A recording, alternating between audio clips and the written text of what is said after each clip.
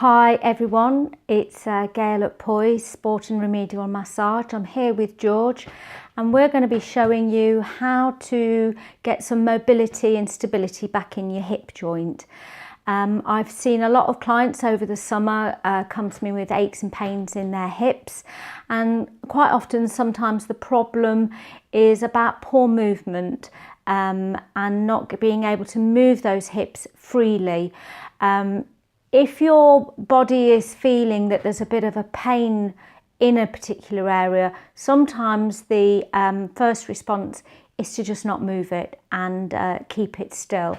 And you can see from George here, if I pull him forward, that he's very still. The only time he moves is if I move him. So there's no movement going on in his hip joint and his hip bones unless I actually move it. He, like us, needs soft tissue and muscles to move those bones and to move those joints.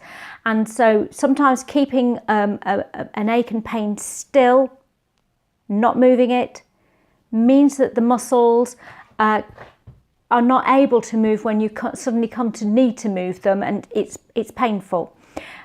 So what this exercise, this simple exercise, does is get a bit of mobility and stability back into your hips, getting the movement of the muscles and the bones and the joints working and functioning again.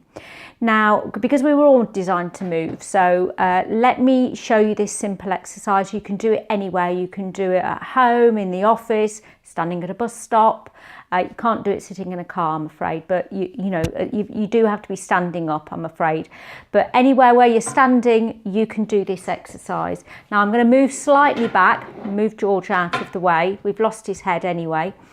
And so that you can see my hips and the top of my legs. I'm quite short, so I'm going to stand on tippy toes as well.